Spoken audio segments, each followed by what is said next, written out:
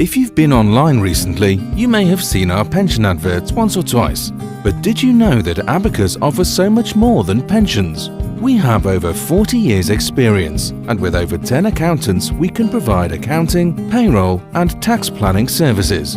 We also have dedicated teams with professionals in company formation, trust and estate planning, funds and family office services. Visit our website at www.abacus.gi to find out more. Thank you for joining us. The purpose of my talk this morning is really just to give a context to what we're doing and what Think Business, Think Gibraltar really is all about.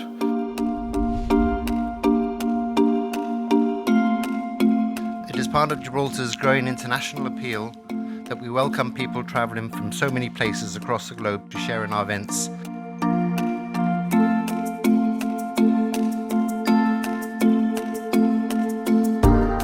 Well, I began my remarks today by noting how significant the Gibraltarian insurance market is to the ABI, but more importantly to consumers in the UK. And we remain fully supportive of this market and of the choice that it gives UK customers.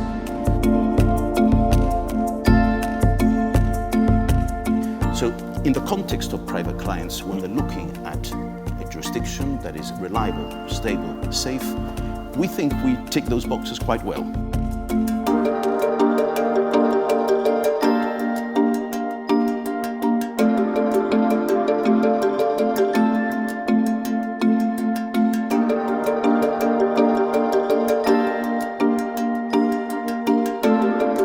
I'm very excited about it, and I think now is the time really for managers to start really looking at other alternatives other than just looking at the traditional, is it Luxembourg, is it Ireland in a post-Brexit world. I think now will be, what about Gibraltar?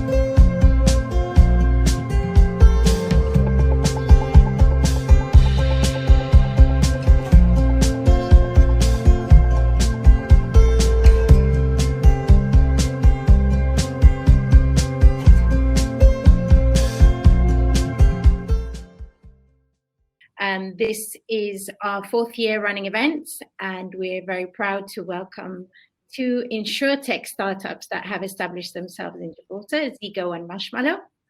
And I also want to say a massive, massive thank you to the Gibraltar Finance team for helping us put together this event. Michael Ashton, Paula Stengo, especially for, making sure that we could run everything smoothly, and also for sponsoring our events. So without further ado, I would like to hand over to Minister Isola, who will do the opening for this fantastic event today. Thank you. Denise, thank you very much for that. And also thank you very much for keeping Startup Grind going even during COVID and during lockdown. As you know, we are big fans of the work that you do in supporting startups and supporting technology firms.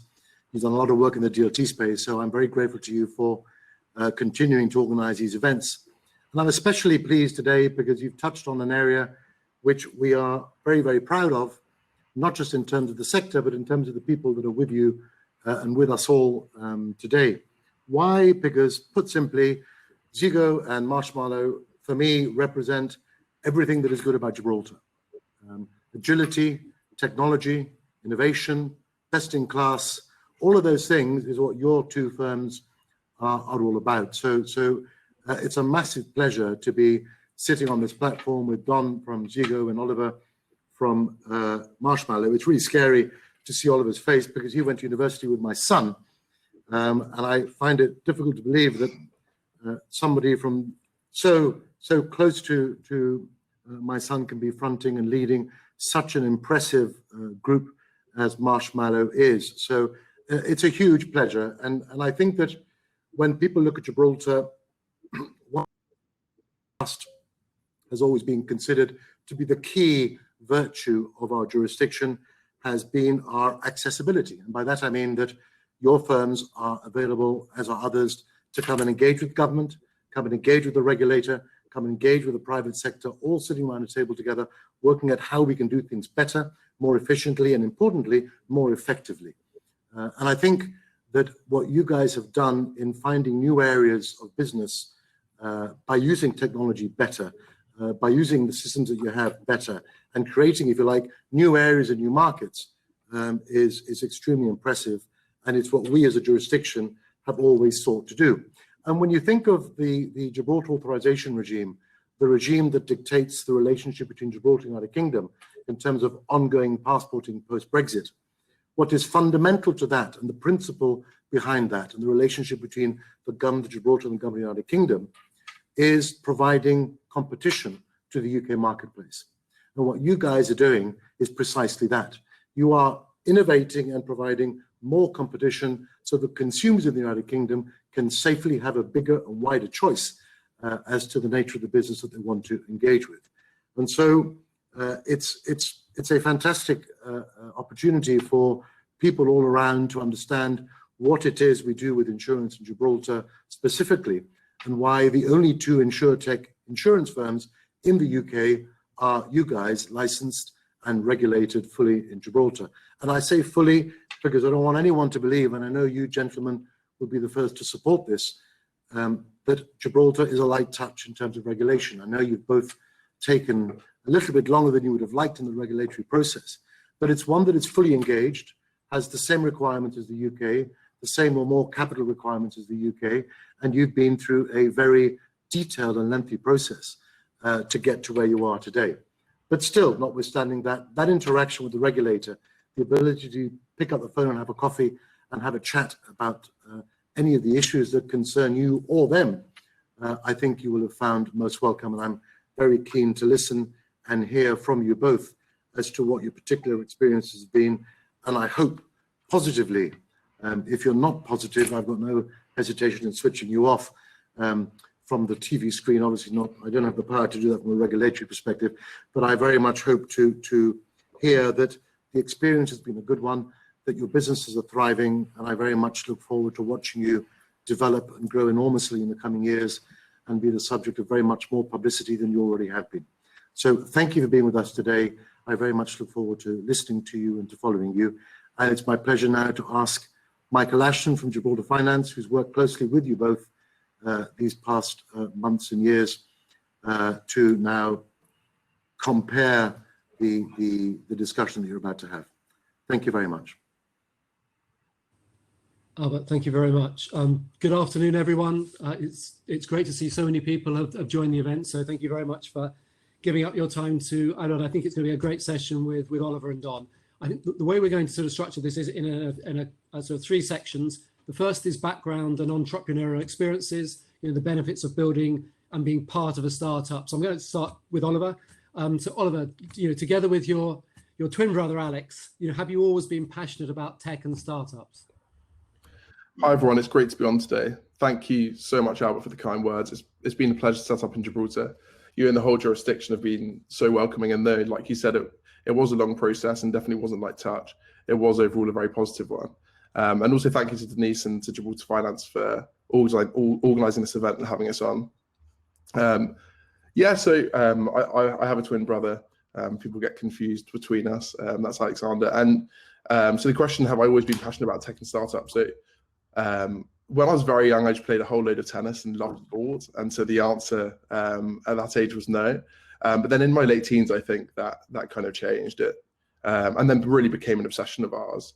Like, I think it became quite clear that things were developing really at a rate that was a bit unprecedented. And it was tech companies that were driving that change. Like, I think we had like your Googles and your Amazons starting to emerge as the largest companies in the world, and who are kind of driving that change. But then you also had your Ubers, your Airbnbs, WhatsApp, Groupon, etc., who were kind of starting around that time. And they were really changing how we lived.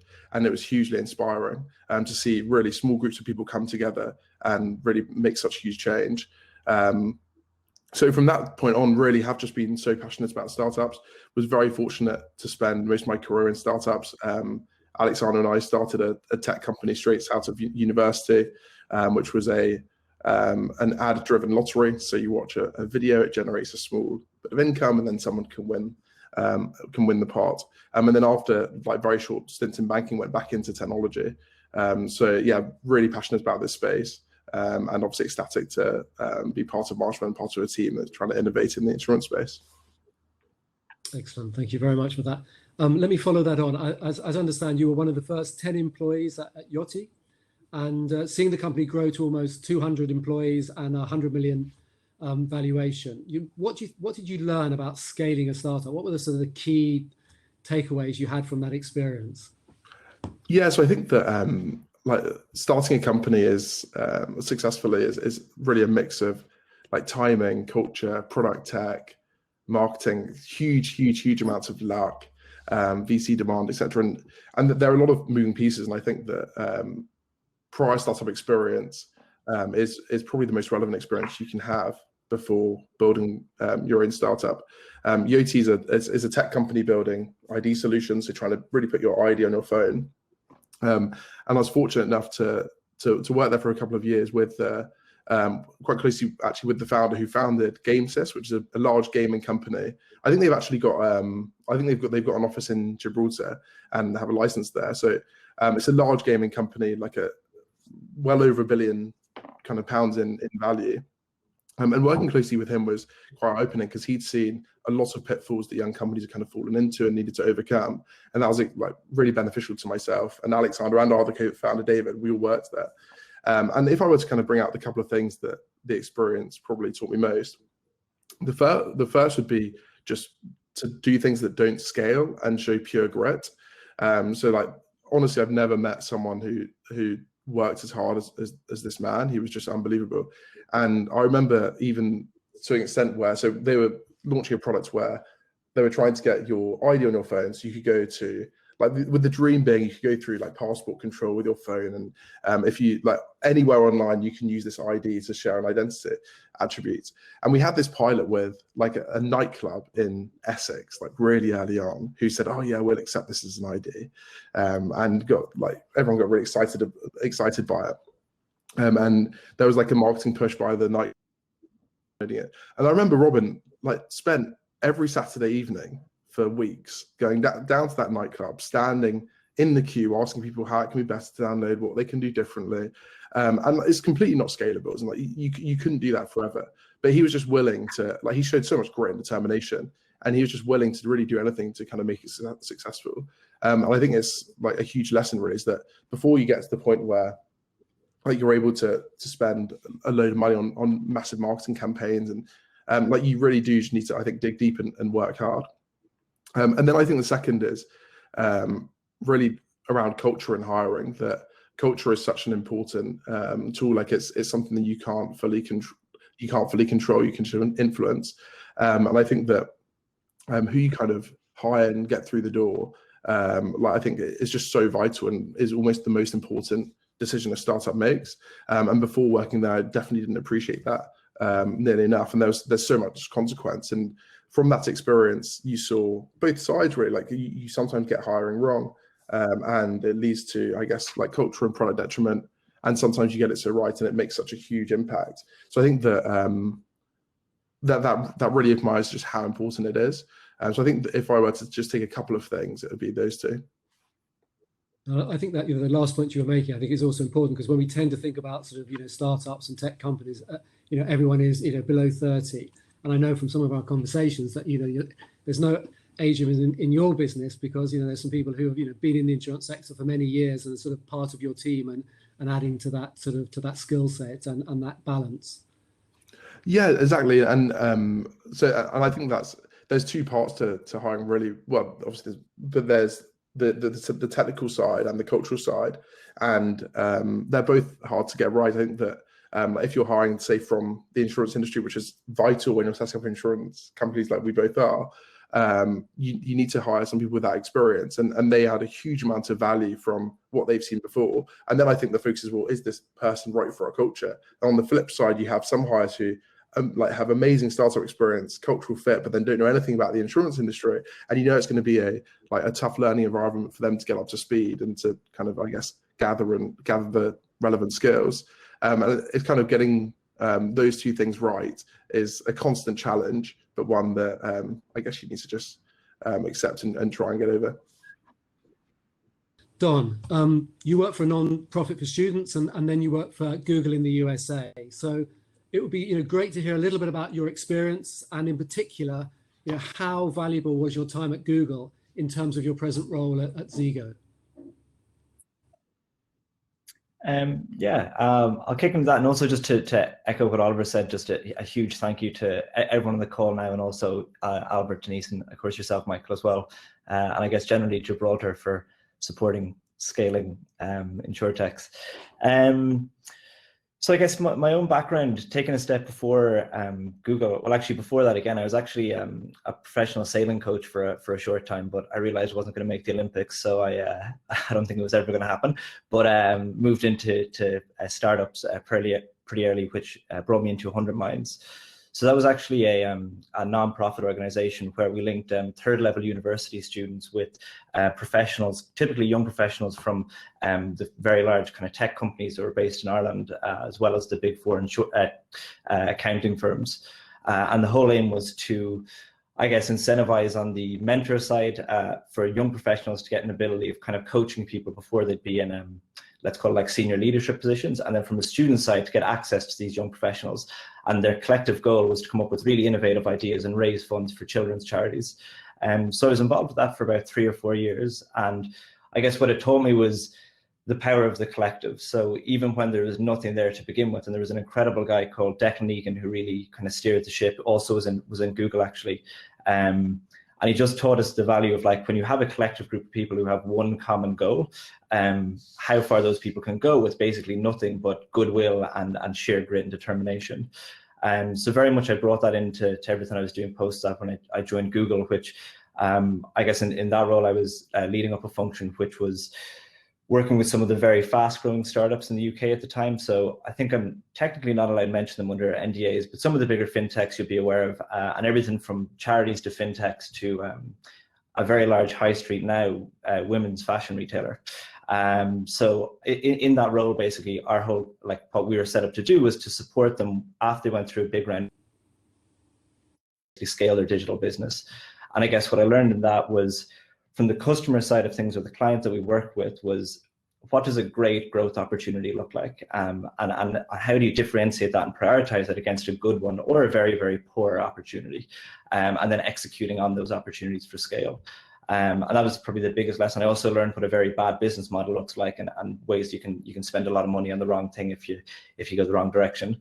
And then I guess Google, kind of more holistically, and I think Oliver touched on a couple of points there around, culture and people and these things. And I think what it actually gave me was I took a lot for granted, right? I mean, Google is Google. It hires, present company excluded, great people, and they've built something really special. And I think when you're embedded in that, and unfortunately, I come from this 100 Minds place where I'd only seen the best of people and culture and kind of what can be built. So I guess that was very much ingrained in me from that point, and everything from from that side of it through to the more technical side on product and how you actually deliver and execute at those standards. So really, I guess that's what I took from Google, and since then it's what I've applied in the businesses I was involved with out in the States, and then UK and with Zego. Yeah, thank you. I mean, I think I sort of sense, I've been in your offices a couple of times in Shoreditch, and you immediately get that sort of feeling of I mean, culture it has a good feel to it. I don't know how, just it sort of almost sort of by osmosis. It's got a nice feel when you come into the building, and just the way people are just getting around, dealing with their day-to-day activities. But it's got that sort of good feel to it as you walk in the front door. I think that's probably so attractive for keeping and first of all hiring, and then retaining good people, which is really important. Tell us just a little bit more in terms of the best strategies then in terms of expansion for a startup. If you want to just give us 2 or 3 examples of what you think are really the core attributes that you need in terms of taking that business from maybe a technology, a nub of technology, and then starting to build it out into a business which is commercial and expanding.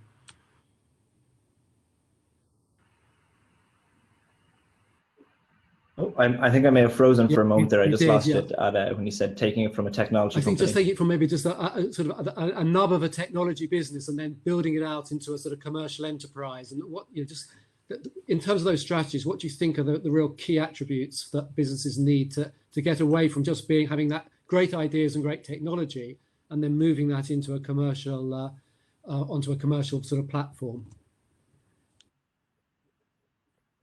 Yeah, so I guess I'll speak fairly kind of practically and not too philosophically on this. And the first part is there's no definitely no kind of silver bullet, you know, like there's no one size fits all. When I think about that, kind of to your point, let's assume that a good tech company has built a great product that's great for the user and it changes something in the industry. And I certainly, you know, with what Marshmallow and Zego are doing, see us kind of having done that. And then the real question becomes about distribution and how you're getting that product into the hands of the customer. And I think, you know, you'd be shocked, but that's where so many startups in any industry are failing, right? They've built something great, but they don't know how to get it out there. And I think certainly in Zego's case and every kind of how the strategy that I've always adopted is, you know, trial everything. Don't make an assumption that, you know, Google AdWords is going to be the best thing or aggregators are going to be the best thing. And in that strategy, like your game is to get your product into the hands of as many customers as possible. And the approach I've taken just 101 is I sit with my team, I look at like the top 10 opportunities for where we could expand our distribution. We then set aside a very explicit rationale for what we're trying to achieve. So is it CPA? Is it growth? Is it you know, cost per lead? What is it that we're actually trying to deliver from these channels? And then trial them all without prejudice ahead of time. And typically what I found when I do that is it's the channel that I think very often, okay, that's not going to be the one that works. That's the one that actually comes out and delivers the biggest growth opportunities for us. And then I double down immediately when I find that opportunity. So really, I guess to summarize on that, it's trial everything. So don't assume on day one that you've got the golden ticket. So when you found a good distribution channel, don't assume that's it. Assume that you're going to need to go bigger. Trial the other options, and then when you found the distribution channel that works for you, go big. Don't second guess yourself. You've trialed it, you've gone through the right process, and scale with it. And very much that's what I've done in the past. And Excellent. Thank you very much. So far, so good. We're now going to move on to sort of experience and challenges and the startup journey. So I think we just you know, either so these questions will be the next sort of 4 questions to both of you. So I mean, just, you know, please jump in as you feel. But so the first one is, you know, we've seen Insurtech evolve and become an industry thriving, you know, with opportunity. So, you know, I think obviously we've touched on both Marshmallow and Zego in terms of your introduction. But is there anything that in particular you think in terms of that evolution that you'd want to just sort of share with the audience today? Well, I can kind of give just a very, very quick overview of Marshmallow and then where I think kind of Insurtech is today, really, and well, I guess where we are. So I think like most people know this, but yeah, Marshmallow is a car insurer in the UK. We through our full stack carrier and using artificial intelligence and bots, really, we're trying to replace and take huge market share from existing insurers by offering our customers a better price and experience through a mobile first product. And I'd say that Insurtech for me is almost part of like a third wave of tech startups coming through. I think historically we've had like the first wave being like Intel, Apple, Microsoft. Then you had like Facebook, Google, really the huge tech names we all know. And those companies, I think, weren't actually really disrupting like incumbents as much as just they were early entrants into new markets. And I think if you look at the largest companies in the world, the largest startups in the world, they're like more and more disrupting incumbents. So you kind of got Tesla disrupting Ford, Stripe disrupting, say, WorldPay and banks. You've got your Revolut, your Monzos disrupting the banks. Even TikTok, you could argue, is now disrupting Facebook. And I think that and of course, sometimes companies just fail to do it, like WeWork disrupting real estate doesn't seem to be working out. But I think when investors are kind of looking down industries and thinking, well, what industry is it that could be disrupted? Finance is just high up on that list. And insurance is like maybe especially so. Like insurers struggle, they don't have great brands in the market, like rightly or wrongly. They struggle to innovate their own like legacy technology. And it means that they do struggle to hire good talent. And so I think that really why there's been such an opportunity is that investors saying long term, we believe that startups can actually go and take huge market share from these companies. And I think from a Marshmallow perspective, like we think that's really true in both customer experience and also on the pricing side. But from a consumer perspective, it's really that customer experience that I think will drive kind of a lot of adoption. Like how can we make the product better than it is today and take market share from the incumbents? Yeah, so I think that we're really early in our evolution, really. I think that if you look across to the States, you've got Lemonade, Much from our route, who are a couple of years in front, but I think they're super early as well. I think that this is an industry that will be tech company led, so companies that are first and foremost tech companies. It is a data industry where 90% of the service is digital, like only a claim is a real life interaction. So I think the companies that kind of can embrace that are going to be companies that dominate the market in the years to come. And that's why I think it's just such a huge opportunity for companies like Marshmallow and Zego. Thank you, Oliver. Thank you. Don, do you have anything to add, or otherwise I'll jump on to the next question and maybe ask you to maybe address that. Just I'll add one point onto it, which is I guess a piece of advice in that, and I think Oliver, you touched on some of the big pieces there for how you handle the customer fully digitally through an app, and then obviously the claims process. And I think absolutely agree, and for us it's we've certainly tried to work on those and evolve them over time, as I've seen you guys do. I think the advice I give any kind of younger startup, insurtechs or even general startups is also just to pick that one thing that you're going to be incredibly strong at. Because if you go and try to take on big insurance company X and you try to fix everything overnight, you'll fix everything to 1% instead of one thing to 100%, and ultimately you're set up. It's such a big mega industry. As Oliver said, we're all very much getting started. So it's really just about just choosing that one thing and owning it. Yeah, thank you. So maybe Don, let me this question to you. Insurance is a heavily regulated industry, and the sector is dominated, as we know, by large corporations. So in terms of sort of, the biggest challenges, do you think, for insurtechs in terms of being able to, get a foot into the market? I mean, I think obviously you've both been sort of differentiating in terms of the technology, and I think it's, generally thought of that insurance in terms of financial services is probably the sort of the dinosaur of the financial service in terms of embracing technology. And that's not saying that there's many insurance companies, including some big ones in Gibraltar, which I always think of as technology-led businesses, and they use technology very effectively. But maybe that the way that you've addressed it is obviously a much greater focus maybe on AI, for example, and than many other insurers. But where do you think what do you think is going to be the biggest challenges to sort of to getting into that next league when you're really there, sizable competitors to the existing insurance industry? And maybe, for them, there was an example when a press release this week by, it happened to be another Gibraltar insurer, saying they're moving fully to AI within the next few months. So how are you going to sort of to maintain your momentum and make sure that you don't effectively spur a sort of a technology revolution with these big insurers rather than, being able to capture the market yourselves? Yeah. Firstly, look, we're going to have a lot of fun. I think is the short answer. We've built something great so far, and I think we're going to continue to do that and continue enjoying it. So I think the challenge is what we're all here for, right?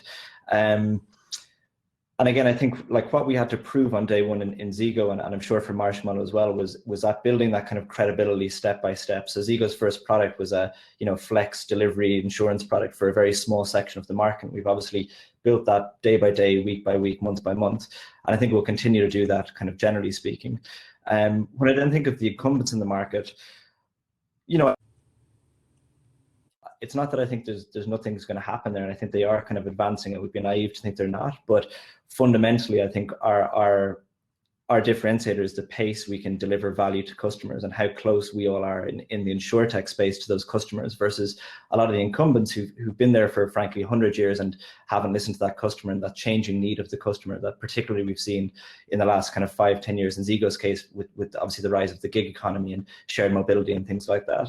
So first and foremost, it's speed to execution, and secondly, it's listening to the customers is where I see us kind of differentiating. And I think when I apply that very practically to Zego's case, we've been on this kind of transition journey where initially it was all about this kind of flexible insurance for, as I said, a very small part of the gig economy where it was usage-based. And what we've built over this period of the last 4 years is a much clearer understanding of our user from a data standpoint, okay? So we're capturing anything up to 50 data points per minute from our users, which enables us to understand them better and to create products that are just better fitted to those customers.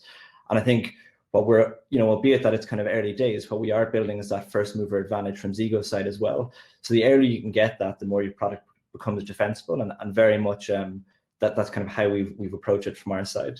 So yeah, I think that'd be like the biggest area for us to focus on to take it to the next level. Of course, then it's continuing to partner as well. Maybe I think is another area. We set up some incredible partnerships in our early days with the likes of Deliveroo, Just Eat, Uber Eats, those kind of players.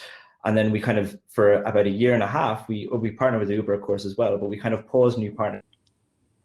But really that was kind of the DNA in Zego. It's looking at that kind of symbiotic relationship with ourselves and another big player where we can say, well, we've got this common customer and we can build something that's suited for that customer. And again, what that builds is value for everyone in that chain. And I think the more we can keep that kind of partnership-led approach and supporting our partners and them supporting us, and be that, like Gibraltar regulators and that, it's very much, that's where we're playing. And I think the traditional insurers very often, they haven't taken that approach, and I think they'll struggle to kind of catch up when it's very much in our DNA from day one. So I think using that to our advantage is super important. Oliver, would you like to comment any further? Yeah, maybe just to add, I obviously agree with everything that Don said, especially the speed to execution. I think is like so key. Is if you can have a feedback loop that is days rather than months, you're going to just progress so much faster. But I think that it's all driven by the ability of startups, I think, to hire great people. So I think that when we look at who we compete with for talent, it is tech companies rather than insurers. And I think that in some ways, insurers have done an amazing job to move out of London and out of these hubs to have low cost of operations, etc. But I think that their brands haven't developed in such a way, and they're maybe not located in such places where they can actually attract the best data scientists, the best product managers, the best designers.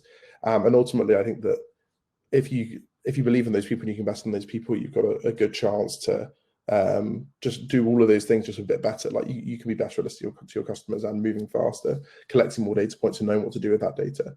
So I think that's an advantage that startups quite fortunately have, really. And it's one that's quite hard to overcome for the large. Thank you. And you, obviously what you're doing is transferable into other business classes. I mean, at the moment you're both focused on motor insurance, but what are your sort of respective plans to enter other classes of business over the next few years? And just effectively using all the experience you've gained in the motor thing to just basically extrapolate that into other classes. Oliver, do you want to go? Will I go? Okay, Don, you start. Just the question is kind of where next? Is that fair? Yes, I think in terms of in terms of expanding, outside of motor, or is it at the moment? Are you saying that the next 2 or 3 years we're just going to say focus in that particular sector of the market and build on what we're doing, or are you seeing from customers and people saying it would be great if you could insure my my cat or my dog or something else? Yeah. So I'm going to repeat it like a parrot every few minutes, but we're only getting started, right? So there's so much room in where we are today, and that's kind of Insurtech in general and in motor as well. I mean, in the UK it's like 10 billion plus, and we're expanding across Europe in motor alone, motor insurance.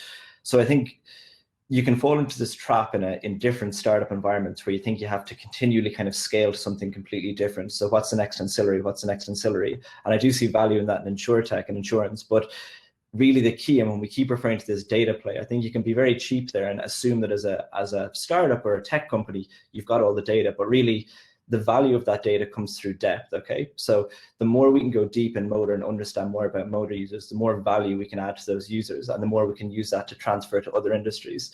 And I think we could make a mistake where too soon we try to expand into health insurance or life insurance or something else, and you really haven't nailed that first part of what you're trying to do, especially when there's so much space in the first part of what you're trying to do. So really for Zego's story, I think, is today we're a commercial motor insurer. We focus on gig economy and commercial B2B fleets, and where I see that kind of natural progression would be primarily to international commercial, I think would be the next big opportunity that we're looking at. And then naturally probably into more personal line cover down the line as well. But the next kind of 12, 18 months, all about commercial for us. Is the game. Thank you. Oliver. To pick up on what Don said, I think that there's so many companies that probably do broaden out too quickly and lose that focus, and then they just can't. I think we've all alluded to it. Insurance is vast. Like in the UK, there's 30 million cars insured, 25 million homes. It's such a huge market, and to compete with these massive companies, you do need to be focused. I think for us, we have like we're just B2C, so normal personal car insurance, and our customers are increasingly asking for other products, and it's really in our roadmap now to go and deliver them more value through other products. So while we're hugely focused on motor, and that will be our main revenue stream for a number of years and our main focus, we are going to be looking at other personal line products. So things like home insurance or pet insurance or those sorts of things. And that's just purely because our customers, that's what they're looking for. They buy home insurance and car insurance and often pet insurance. So why couldn't we kind of deliver them all those products and give them kind of a better experience in one place? Because at the moment it is very fragmented, where I think apart from Admiral, who have actually done a very good job at saying, okay, have like 2 cars on one policy or a home and a car together, there hasn't been a lot of innovation there in a while. And if you can kind of be that place, that hub for the customer, I think it's incredibly valuable for them, but also for you as a business, because it's where you develop real loyalty. So that's going to be a focus of ours. And then really similar to what Don was saying, like just Europe is huge. Obviously the UK is huge on its own, but for us, I think that the next step will be to see if we can do something similar to what we've done in the UK and other countries, and then have multiple markets that we're trying to grow into. Just building on Oliver's point there as well, I think it's like, it's exactly that, right? It's like, when do you make that decision to say we're going to go into the next product line? And it's when you can see that relationship between what you're currently doing and an actual value add that you can say, because I know this much in this product line, I can add this value on that product line. And it's really like seeing that, but also having the intelligence to say, now it makes sense when it didn't make sense 6 months ago, and not kind of rushing it for the sake of the story, and doing it when it makes sense for obviously the customer and for the business. So yeah, totally agree on the point. Thank you. I'm just sort of conscious of our time, and with such a large audience, I'm sure there'll be sort of questions. So shall we jump to the last section, industry insights? And I think, you know, both of you have been very successful in fundraising, and, you know, tell us what attracted the investors to your recent fundraising in 2020. What do you think were the key things that attracted your respective investors to want to get involved? Yes, I can pick that one up first. So I think that it's an interesting question, because at different life stages of a company, investors are focusing on slightly different things. And so early on, all an investor cares about is really the market size you're going into, what the team looks like. Those are really the two key things, and then obviously the product. And they don't have much to go on in terms of performance. I think for like our last fundraise, those things are still hugely important, with the market size being one of the top few, probably most important factors for an investor. But then it really comes down to performance, like what does our loss ratio look like? So how much are we paying out in claims versus the industry? How are we growing? What are our unit economics looking like? I think that when you get into the later stages of fundraising, it does become more about performance compared to early on. But definitely on those early rounds, like it's a lot of finger in the air from some people, and just saying, oh, this is a huge market. We're happy to kind of back you to try and do something big. So that's been my experience. Don, from Zego's perspective. Yeah, I guess from Zego, and prior to this, I was in a slightly smaller Series A company where I would have been pretty close to this side of it as well. And I guess exactly as Oliver said, it's like this funnel where at the top, you know, the early stages, all they care dollar sounds cool, right? And then as you get down closer to the bottom, it's like, have you managed to execute on that $1 billion and actually deliver? So I think that's the key thing, depending on what round of funding you're at. I think in Zego and Insurtech's case, and you alluded to this earlier, Oliver, you know, it's like, how big is the industry and how ripe is it for disruption? And I think the general consensus, without kind of patting ourselves in the back, is like, it's very big and it's very ripe for disruption. So it makes it a very attractive place to be for both, you know, businesses like ourselves and investors. And then I think the second part that I touched on earlier was can the business distribute? So you've got a product, you're in a segment that's ready to be disrupted and it's huge. But can you get that product in the hands of the customers? And I think linked with performance very much, but that's what they're asking is like, how do you get the product out there? So it's been a huge one for us to get right, and I think we've thankfully had success. And I think the other side of it that is a pretty common theme across all rounds of funding is the people that you've got in the business as well, right? So that kind of speaks for itself. It's linked to performance, but investors in our case have cared mostly about who you've got in there, what positions they're in, and what they're driving the business for. Thank you very much. I've just been I think there's a lot of questions have come in, and so maybe we just effectively, rather than sort of going through the other questions we had on this section, I just do maybe just one thing. Just tell us a little bit about choosing Gibraltar to establish Gibraltar. So that would be really helpful just to hear your views about what were the sort of key sort of decisions in looking at Gibraltar as the home for your insurance companies. Of course, you've got big operations in the UK, and those will grow, I'm sure, equally, very successfully over the coming years. But just tell us a bit about in terms of the insurance company, that decision to base those companies here in Gibraltar. Maybe Don, do you want to just to kick off? Or maybe Don, you're frozen at the moment. Are you sort of freezing a bit? I can start. I suspect the answers will be relatively. Thanks, Oliver, you kick off then. Thank you. Okay, yeah. So this was actually an easier decision for us, I think, than most other decisions, because we straight away understood, from just speaking to people in the market, understood that Gibraltar had a regulator that was probably easier to get hold of and have a dialogue than most other jurisdictions, which was obviously a huge positive. That they were forward-looking, innovative, and this was crucial, that they were faster moving potentially than the UK PRA. So that was probably the key one for us, is we wanted to try and get a license with some speed. We think it's a huge competitive advantage to have a license and to control your own products, your own pricing, your whole destiny. And in fact, we actually feel probably a bit shackled when you don't have one, because you're partnered with a company that isn't structured in the same way as you, and maybe doesn't understand the product and tech side, and has different views on the risk appetite as well. So finding really, I guess, the openness of the regulation, how quickly they can move, was really appealing to us. And then I think really the cherry on the cake is that, and being there myself, it's I think got a really supportive culture where kind of locals and businesses do all support each other, and that's very nice. Being able to kind of get hold of other people in Gibraltar for whatever problem you might have or question you might have, which is a nice environment to be in. Thank you, Don. I hope I'm here. Am I? Yeah, we can hear you. Yes, now, great. Perfect. Sorry, everybody. I'm dialing in from the west of Ireland here, so bear with me. So I think from Zego's side, there were kind of three things that we considered ahead of the decision. Number one was the ability to support Zego's product lines both today and in the future. Number two was the time to launch. As Oliver said, we were eager to kind of make it happen very fast. And third was that kind of appetite from the regulator to support with the types of products that Zego wanted to launch.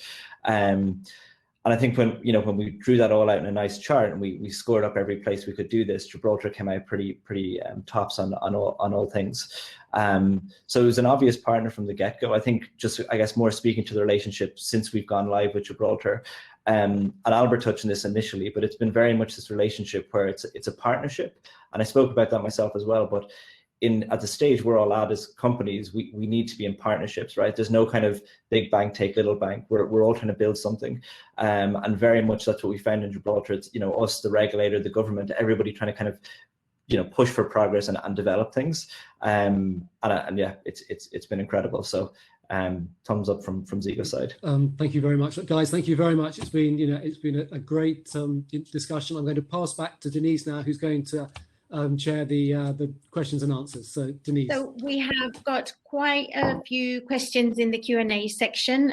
Mark, who is just joining us now, is going to shoot, and I'll leave him to it.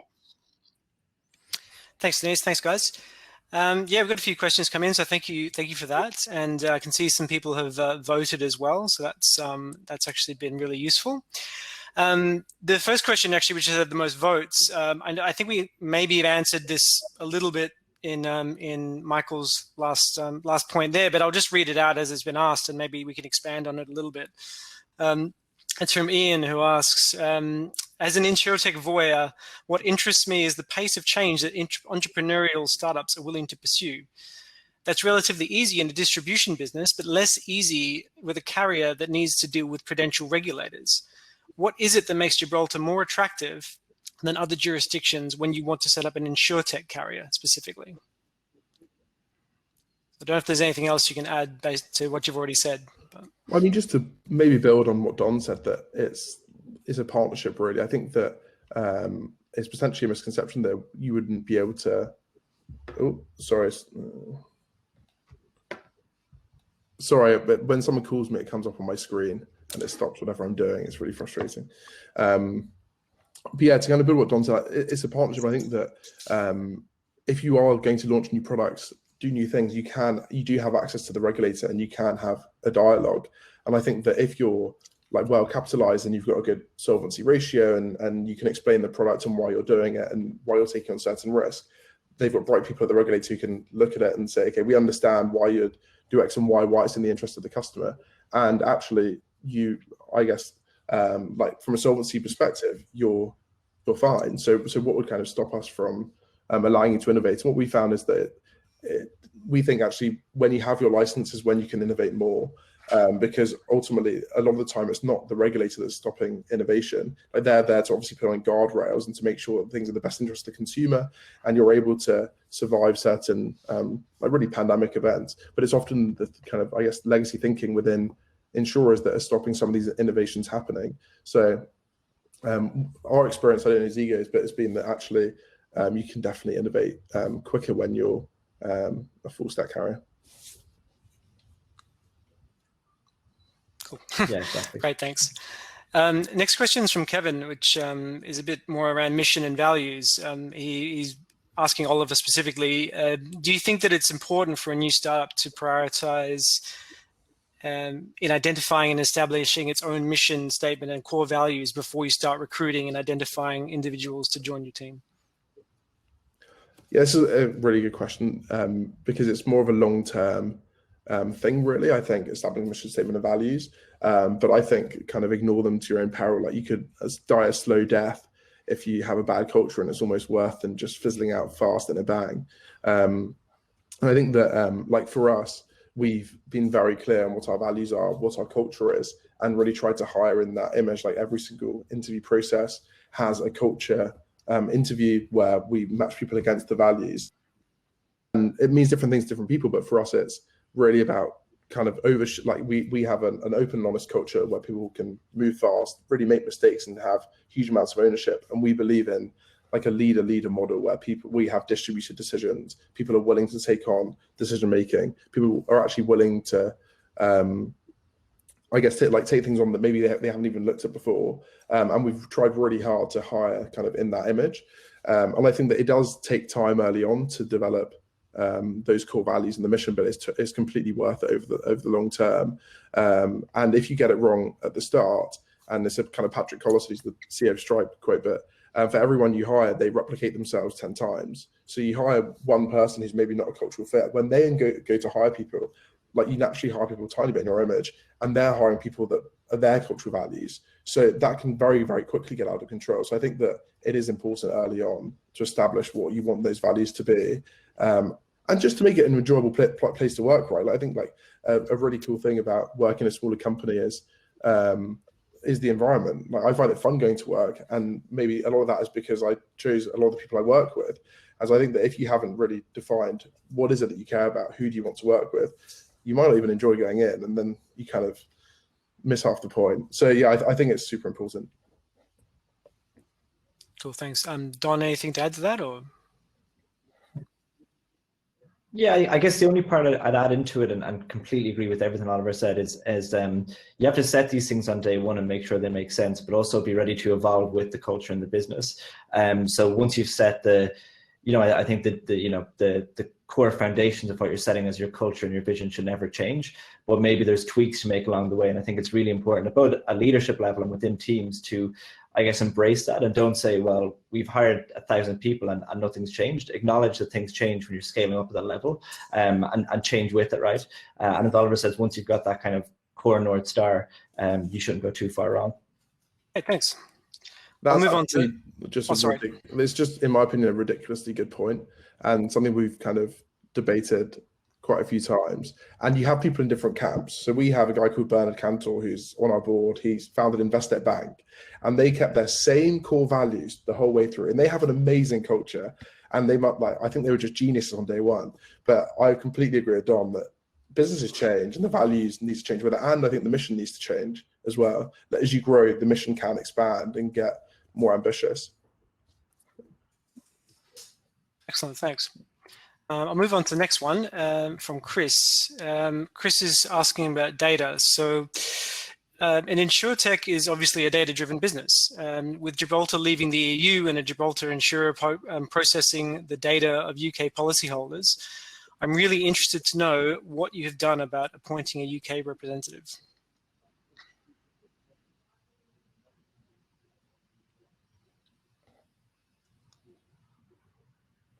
For data, is that for GDPR or? I'm not sure. I assume so, but. I mean, do you think there's a sort of maybe a misunderstanding in the sense that, you know, you've got your UK FCA registered businesses, and then you've got the Gibraltar Insurance Company, which is, you know, registered and regulated in Gibraltar, and therefore with passporting you have the right to, and with, you know, our alignment with the UK, you've got the right to write that business in the UK directly from Gibraltar. Yeah, that's exactly right. So by having the UK entity, we just have then agreements with the Gibraltar entity, and I'm not our data processing officer or data protection officer or anything like that. But yeah, I think that it hasn't really caused huge impacts for us. Yeah, I think it's been completely fine. We worked with a Gibraltar insurer before, and there are no issues. You just need to make sure the agreements line up, and you shouldn't have any issues. Cool. I guess more broadly speaking on the data point, and I'll just keep apologizing if I'm cutting out. I seem to kind of come and go every few minutes, but hopefully somewhat legible. I think the other part of data generally is in what we're doing in Insurtech. I joined Zego, maybe we were 55 people, and we had already our compliance team, we had our data team, we had these people in place that in no other startup of our scale would you've had this level of kind of compliance and things like that. And I think it's they're thinking about Insurtech, just be kind of ready for that, and make sure you're on top of it, because again, we have to set the standard for what the rest of the industry is doing. So nobody's really looking at the incumbents and how they're managing things. They're saying, you're a new startup, what are you doing wrong is the question, you know, so you have to make sure you're right on these things. So yeah, it's super important. Cool. Thanks. Next question from Lee digs into that Brexit space a little bit more. Oliver, your business was enabled significantly by freedom of movement into the UK at the outset. How has Brexit impacted your overall proposition as well as the decision to harbour in Gibraltar? Yeah, so we started in the expat niche. So when people move to the UK, they're all fully served by insurers, and actually all financial institutions. I think you can start a company doing basically anything for expats, and you're likely to be competing against almost no one. And so that's where we started. And I think that Brexit actually hasn't impacted probably too much. So we like in that niche, we had like quite an equal split really between European expats, migrants, or international. And what the UK really does is, if EU migration goes down, international migration goes up. So it kind of keeps you at this same, like within a space, it keeps you at a certain level every single year. It's just where those expats are coming from. We actually moved out of just serving that space almost a year ago. So we now do more UK-born drivers. So I think that maybe the impact could have been dulled, but where we have seen a big impact is COVID. So obviously, expats, migrants have now can't come to the UK, and I think probably more left than ever. So we have seen in that niche a bit of a change. Like, we're fortunate that we made the move into more, I guess, UK-born mainstream drivers, which meant that our growth wasn't hampered too much. But that's been definitely more of a negative than Brexit was. Cool, thanks. Next one from Irene talks a bit more about hiring. So she agrees with Oliver that one of the single most important things a startup does is to employ the right people with the right culture and mindset. But how do you both ensure diversity of thought, culture, and professional backgrounds, which ultimately benefits your customers? Yeah, I can jump into that one. So I think it starts at every level of the company, right? So you have to set that culture. The culture of diversity is a culture in its own right, and building that. And I think in Zego, from day one, it was always something. So Sten, our CEO, has been incredibly passionate about. And I think to Oliver's point, when you hire one person like Sten, who hired himself, that filters out to there's 10 of him, and there's 10, and there's 10. So I think it's never been something we've struggled with, I'd say. But I think when we've scaled past that point of, let's call it 100 people, it became something we had to be more kind of structured about. And last year, about the middle of last year, we hired an incredible chief people officer who came in, and while I would never put it on one person to say, you're in charge of culture now, I think the guy's name is Kingsley. He's done an incredible job of fostering that, and then making sure at every level, from leadership through to new graduate entry hires, that people see the importance of diversity and that they're kind of living it. And I think we've been fortunate in Zego. Recently, I saw that we've got over 40% of our engineering team is female, and it's also female-led.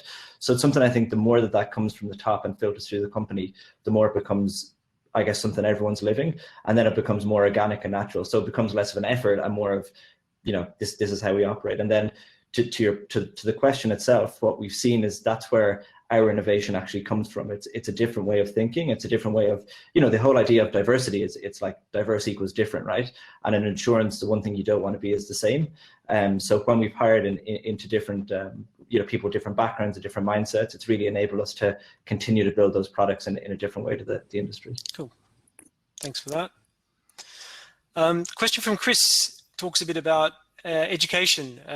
What pathway or university type education would you recommend for someone looking to get involved in the Insurtech space? Is there one? Yeah, there's so many different roles within the company. So, I think that obviously there's the tech part, Insurtech, and I think that we have a ton of engineers. So they're probably the most numerous. So maybe going and studying software engineering wouldn't be kind of a bad bet to get into any of these type of fintech companies. But then away from that, you have hugely important and influential people across the company doing a whole range of things. So it could be design, it can be business development, it could be marketing, it can be strategy, it can be finance, compliance. There's so many different facets to it. So there probably isn't one kind of one path. But I guess my advice there would be to follow what you're actually passionate about. Like if you think you're passionate about marketing, then I'd go in that direction. If you're passionate about, I guess strategy, maybe study a more business type degree. If you want to be an engineer, then study software engineering. So I think there's so many different ways to kind of join these companies that it's more about what you're passionate about is what you should kind of follow. Cool, thanks. Conscious we've only got 5 minutes left. I'll try and get through the last two questions as quickly as I can.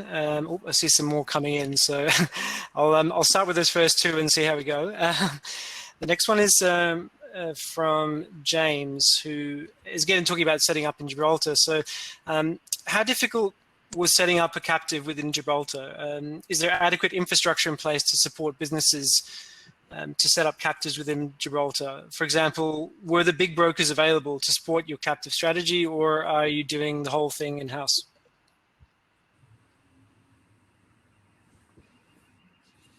I mean, I don't know if it's worth just mentioning that neither of your businesses are captives, are they? They're fully fledged, non-life insurance companies at the moment, even focused on motor. So it may just be worth just making that point at the very beginning. Yeah, so we're obviously both full insurance carriers. I think in terms of difficulty of setting up there is adequate infrastructure in Gibraltar to help you set up. I think that it's not an easy journey. It took like it took us like quite a bit over a year, and so it was a long journey. But there definitely is expertise in Gibraltar to hold your hand through a lot of the process and help you understand. But we also got like we're very lucky, and we found like some people in Gibraltar who are incredibly talented and understand the space and understand what we're trying to do, who took on a lot of that responsibility as well. And so we did a lot of the application in-house with those partners. But no, I think Gibraltar's done a good job at actually providing support to companies like Zego and ourselves to try and get set up. Yeah, and just building that, I think there's a happy medium between Gibraltar has the infrastructure to be, and I think Albert touched on initially, there is the regulatory requirements, there's all of these pieces and the capital requirements you need to have. So it's not an overnight process. I think it actually took us closer to 18 months. So they put you through your paces, but again, it's that they're there to kind of work with you along the way, as opposed to kind of put blockers along the way, which is super important. And what we also found was with the nature of Gibraltar, there's actually a huge access to great talent there as well. Like primarily in motor insurance, there's a lot of people that we could kind of lean on locally in Gibraltar, which was super useful. Mark, maybe I could just, last question, maybe just for the audience, those people that maybe are joining us from the UK, just in case they don't know, there's about 30 insurance companies, or 30 motor insurance companies authorised and are operating from Gibraltar at the moment. So there's a big sector. Yeah, thanks for that, Mike. A couple questions to go. Next, another one from Lee about scale. As you scale, how will you strategically explore third-party services, support, or create additional flexibility? The test, learn, fail fast principles in addition to hiring. I can take on that one. I think it comes back to the earlier point I made around about one thing and building it right. And I think you could again. Oh, did I freeze? Am I back? Slightly. Good. You're back. Good. I think the key thing is lean on third-party services and providers as much as possible when it's not your core tech. So back to the question earlier, like what do investors care about? They don't really care if you're pretty good at doing something that's non-essential tech. And especially when we're in this resource-constrained world, like don't waste your time doing the thing that you're not going to be the best in the world at, and partner with people and find the right people to plug those gaps to a level that's good, but determine where you're going to win and then never give that away. So I think from our side, as we scale, we've gotten more and more open to that idea. Initially, you think we're going to build it all in-house and it all must be in-house. When the larger you get, you realize there's actually experts in each of these fields, and we're going to be the expert in this one. We're going to partner with other people in the others. Okay, great. We might run a little bit over. Hopefully that's okay, but there's just 2 questions to go. One from Yuki, who starts by saying, very impressive speech, congratulations. She asks, says engineers, marketing and others, what percentage would you put your budget into in these different departments? Oh, I need to go and check personally.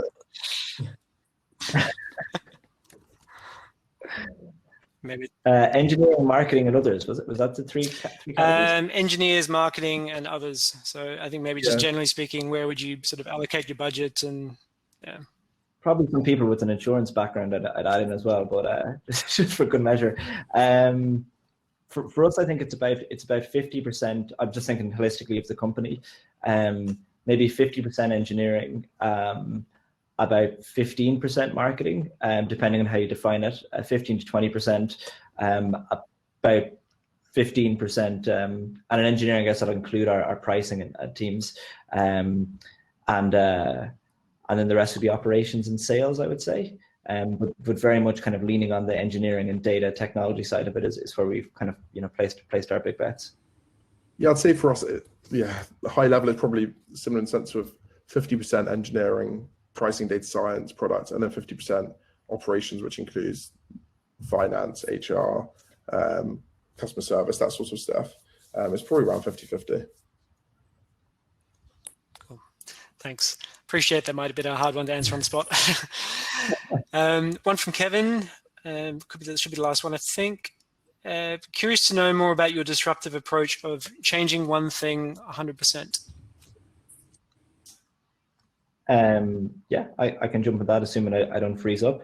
To learn more about the approach of one thing, I guess again, coming back to the earlier topic, like early on as a startup, you think about the 3 areas that an Insurtech can disrupt, right? You've got distribution, you've got pricing, and you've got claims, and there's many, many subsections within each of them. And I think where maybe Zego in the early days thought was we're going to disrupt every one of them overnight.